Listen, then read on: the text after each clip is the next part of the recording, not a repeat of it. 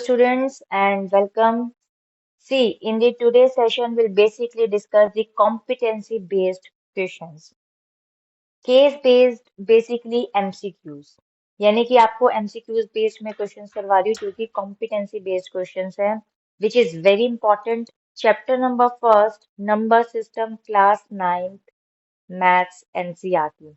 आपको पता है कि जिस तरीके से हमने ऑब्जेक्टिव टाइप क्वेश्चंस एमसीक्यूज भी डिस्कस करे हैं according to the topic wise, तो आज की सेशन के अंदर मैं आपको कॉम्पिटेंसी बेस्ड क्वेश्चन करा रही हूँ और बहुत ही जल्द आपके लिए मैं एक क्वेश्चन पेपर लेकर के आने वाली हूँ जो कि बेसिकली आपका सेल्फ असेसमेंट पेपर होगा, जो कि number system chapter number first class 9 के लिए होगा और आप उसको सॉल्व कर सकते हैं। मैं आपके साथ जल्द ही वो पेपर भी शेयर करूंगी।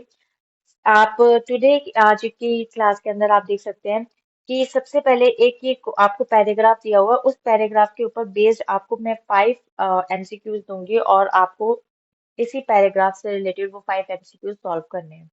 तो ये बहुत ही इंटरेस्टिंग क्वेश्चन है। आजकल सभी टेस्ट में आपने देखा होगा कि एसएसटी साइंस और इंग्लिश में कॉम्पिटेंसी बेस्ड क्वेश्चंस आते हैं बच्चों के लिए, जो स्टूडेंट्स को बहुत टफ लगते हैं समटाइम्स क्योंकि वो आपकी रियलिटी पे होते हैं। मतलब आप उसको बेसिकली प्रैक्टिकली नॉलेज करोगे तभी आपको समझ में आएंगे कि किस टाइप के क्वेश्चंस होते हैं।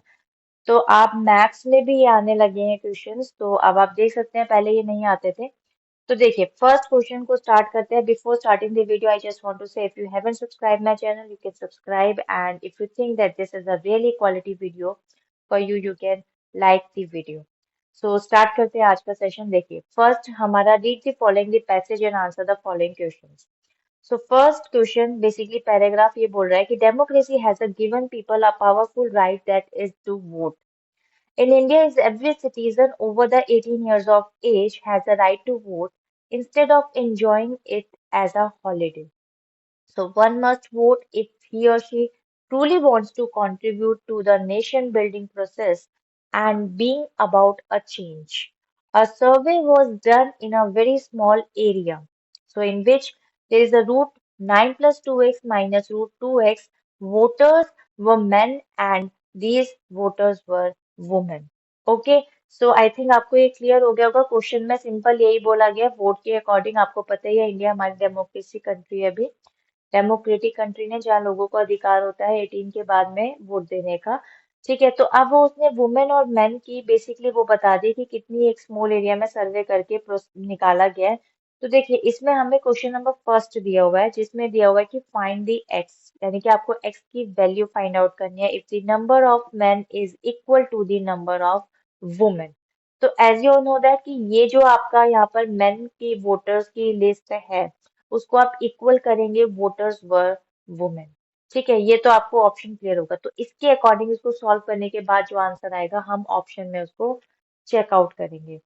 तो इस पेज के ऊपर तो इसको चेकआउट करना मुश्किल है, तो हम मूव करते हैं नेक्स्ट पेज पे। बट उससे पहले आप या तो इस पेज का एक स्क्रीनशॉट या एक पिक ले लीजिए क्योंकि आपको याद रहेंगे कि ऑप्शन हमारे 6, 5, 8, 9 है।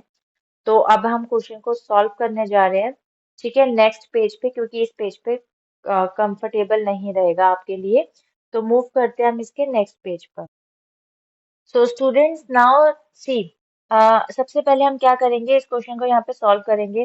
क्वेश्चन के अंदर जो आपको दिया हुआ था मेन एंड वुमेन की वैल्यू, आप देख सकते हैं। सबसे पहले मैं यहाँ पे मेन की वैल्यू लिख रही हूँ जो आपको दे रखी थी 9 plus 2x minus 2x root के अंदर और इज इक्वल टू 5 अपॉन ये आपकी वुमेन की वैल्यू थी विच इज 5 और रूट के अंदर 9 प्लस 2x।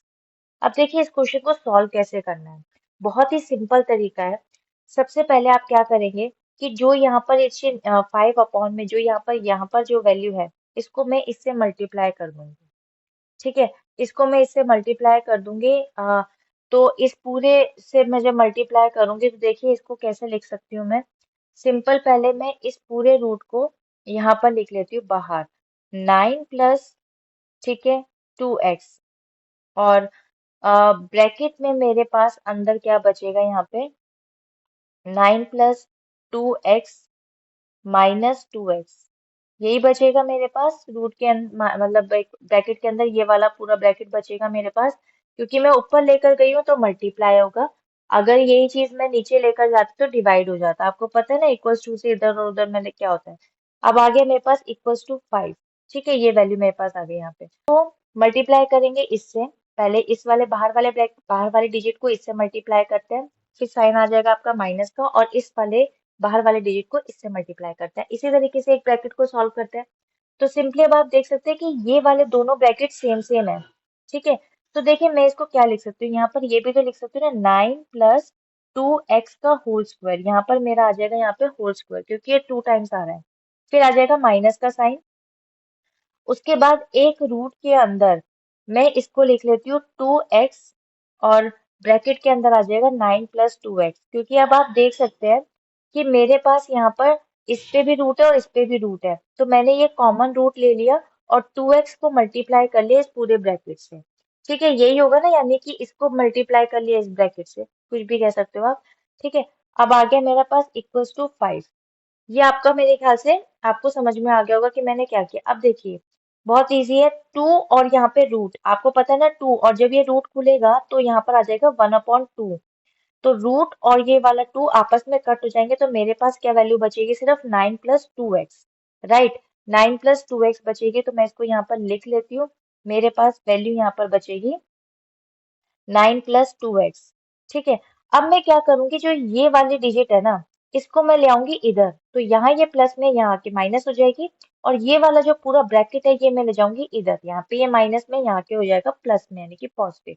इसको मैं ले जाती हूँ इधर -5, और इसको मैं ले आती हूँ इधर, यानी कि 2x, और ब्रैकेट में 9 + 2x। राइट, आई होप इतना क्लियर हो गया होगा। अब देखिए सिंपल आपको क्या करना है, यहाँ पर आप इसको 9 में से माइनस कर दीजिए 5 को, तो आपके पास आ जाएगा 4। तो 4 + 2x आपके पास यहाँ पर वैल्यू आ गई, 4 + 2x इज इक्वल टू, ठीक है, आपके पास जो ये वाला रूट है इसको आप एज इट इज लिख दीजिए, 2x ब्रैकेट में 9 + 2x। ठीक है, इसको आप एज इट इज लिख दीजिए। अब आप क्या करेंगे यहाँ पर, अब आप इसको बोलेंगे कि स्क्वेयरिंग बोथ दी साइड्स। ठीक है, अब आप क्या करेंगे, स्क्वेयरिंग करेंगे बोथ दी साइड्स। तो बोथ दी साइड्स में आप स्क्वायर कर दीजिए। स्क्वायर करने के बाद देखिए आपको क्या मिलेगा, यहाँ पे मैं स्क्वायर कर देती हूँ इस हाफ पार्ट पे। तो 4 + 2x का मैं एक ब्रैकेट है, इसका मैं स्क्वायर कर देती हूँ, और उसके बाद जो मेरे पास ये रूट की पूरी वैल्यू थी 2x, और ब्रैकेट में 9 + 2x। ठीक है, इसका भी मैं क्या कर देती हूँ, यहाँ पे होल स्क्वायर कर देती हूँ। राइट, अब देखिए बहुत सिंपल है, आपके पास 4 4 कितना हो जाएगा, आपके पास 4 4 16 हो जाएगा। लेकिन उससे पहले एक चीज और बता दूं, a + b का होल स्क्वायर बन रहा है। राइट, तो a + b का होल स्क्वायर, a यहाँ पर ये है और b यहाँ पर ये है, तो a का होल स्क्वायर प्लस b का होल स्क्वायर प्लस 2ab। ठीक है, ये आपका यहाँ पे क्वेश्चन आ जाएगा। 16 का होल 16, 4 4 16 होता है, और 2x का होल स्क्वायर हो जाएगा 4x²। ठीक है, और उसके बाद 2 × a × b, यानी कि 2 × 4, दैट इज 8, 8 × 2 16, और x 16x आपका आंसर हो जाएगा 16x। ठीक है, अब आप देखिए यहाँ पर भी ये वाला रूट और ये वाला 2 आपका कट हो रहा है, इसको मैं कट करके सिंपल वैल्यू लिख दूंगी इसकी, 2x, और ब्रैकेट के अंदर 9 + 2x। राइट, अब देखिए आपको क्या करना है, सिंपल आप क्या करेंगे, सबसे पहले आप इस ब्रैकेट को खोल लीजिए। पहले इसको सॉल्व मत करिए किसी भी चीज को, आप सिंपल इस ब्रैकेट को खोल लीजिए। 2x को मैं मल्टीप्लाई करूंगी 9 से, और 2x को मल्टीप्लाई करूंगी 2x से, तो सिंपल 2 9 हो जाएगा 18x, और प्लस 2 2 4x²। ठीक है, अब मेरे पास ये हो गया। अब आप देख सकते हैं कि 4x यहाँ पे भी है, 4x यहाँ पे भी, जब मैं इसको इधर लेकर के आऊंगी तो ये क्या हो जाएगा आपका, बेसिकली कट जाएंगी वैल्यूज। तो मैं इसको 1 बाय 1 आपको करके दिखा देती हूँ। यहाँ पे ले आई 4x, और 18x के पास मैं यहाँ पर 16x ले जाती हूँ। देखिए इसके पास भी एक x है और इसके पास भी एक x है, तो मैं इसको उधर ले जाती हूँ 16x को, -16x। ठीक है, आई होप इतना क्लियर हो गया होगा। ये कट गया आपका, तो बचा 16x, और 18 में से 16 गए, आपका बचा 2x। ठीक है, अब आपको जब भी x की वैल्यू निकालनी है तो आप क्या करोगे, ये वाला 2 यहाँ नीचे आ जाएगा, और x की वैल्यू निकाल लोगे तो 2 8 जा, तो 8x की वैल्यू आपकी आ गई यहाँ पर 8।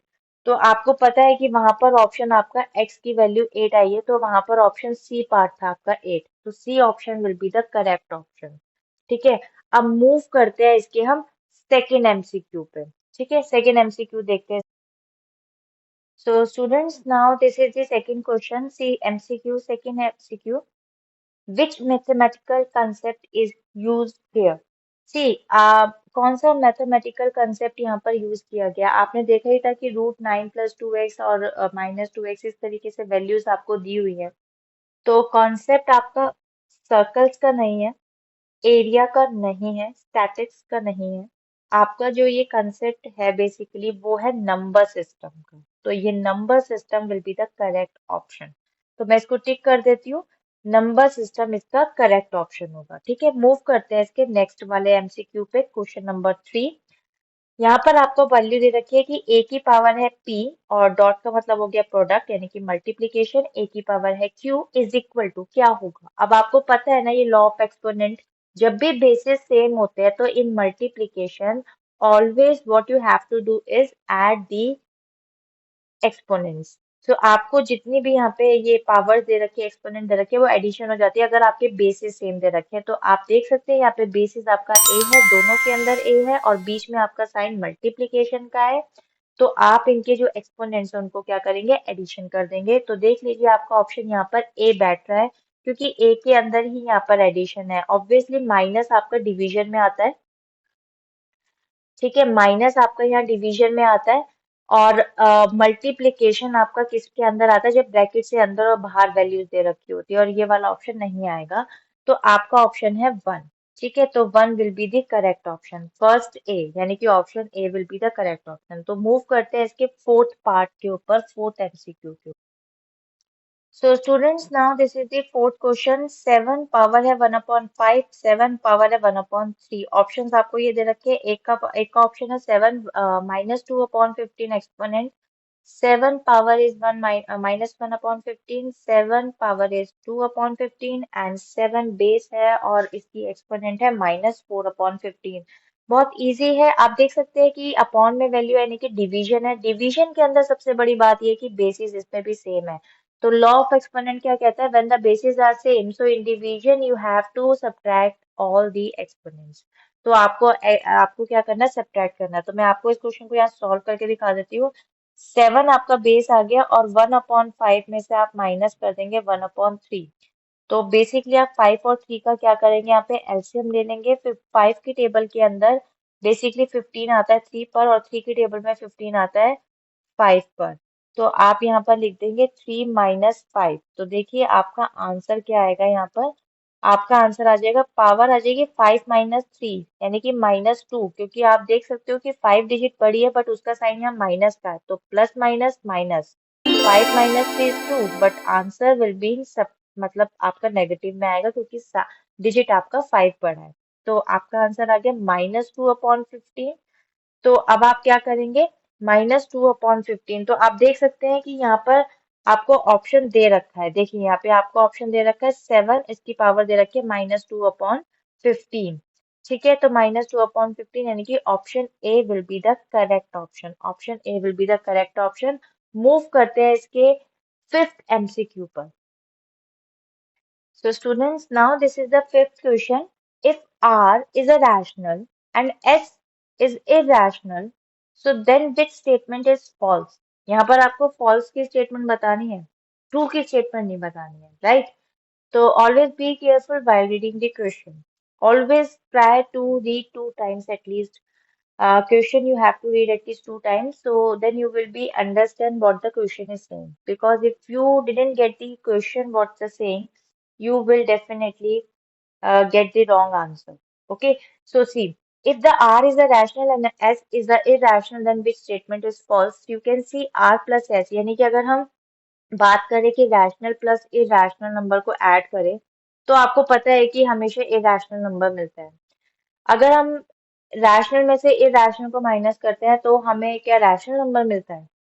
और क्या हम रैशनल और इरेशनल नंबर को मल्टीप्लाई करते हैं तब भी हमें इरेशनल मिलता है? और अगर हम रैशनल को डिवाइड करते हैं अगर इरेशनल से तो भी हमें इरेशनल नंबर मिलता है। देखिए ये चारों प्रॉपर्टीज मैंने ऑलरेडी आपको बहुत अच्छे तरीके से इंट्रोडक्शन में समझा रखी हैं, करा रखी हैं, आपको याद भी होंगी, नहीं तो आप चेकआउट कर सकते हैं। देखिए मैं अभी दोबारा बता देती हूँ कि जब भी आप रैशनल इरेशनल नंबर को एडिशन, सब्ट्रैक्शन, मल्टीप्लिकेशन और डिवीजन करते हो तो सब में आपको इरेशनल मिलता है। लेकिन अभी एक रिसेंट मैंने क्वेश्चन कराया था कि अगर इरेशनल नंबर को इरेशनल नंबर से ही मल्टीप्लाई करे तो क्या मिलेगा हमें। तो देखिए समटाइम्स हमें रैशनल मिलता है और समटाइम्स इरेशनल मिलता है। तो इस टाइप का क्वेश्चन भी आता है जो मैंने अभी लास्ट आपको ऑब्जेक्टिव टाइप क्वेश्चन में करवाया है। आई होप आपने चेकआउट किया होगा, नहीं तो आप कर सकते हैं। तो देखिए इसके अंदर आपको क्या है, यहाँ पर option B is a false statement, क्योंकि रैशनल नंबर नहीं मिलता अगर हम रैशनल में से इरेशनल को माइनस करते हैं। तो option B will be the correct option कि ये फॉल्स स्टेटमेंट है, राइट। वैसे ये करेक्ट ऑप्शन है बट वैसे ये फॉल्स स्टेटमेंट है। तो यहीं पर अभी एक आपका केस बेस्ड एमसीक्यू खत्म होता है। मैं आपके साथ जल्दी एक और MCQ case based competency based question एक और सॉल्व करूंगी, आपके साथ शेयर करूंगी। आप मुझे प्लीज कमेंट सेक्शन में जरूर बताइएगा कि आपको ये कॉम्पिटेंसी बेस्ड क्वेश्चन कैसा लगा और आपको क्लियर हुआ। कोई कोई अगर आपको डाउट है तो आप मुझे कमेंट सेक्शन में बता सकते हैं। तो मिलते हैं नेक्स्ट सेशन में। Till then bye bye and stay healthy.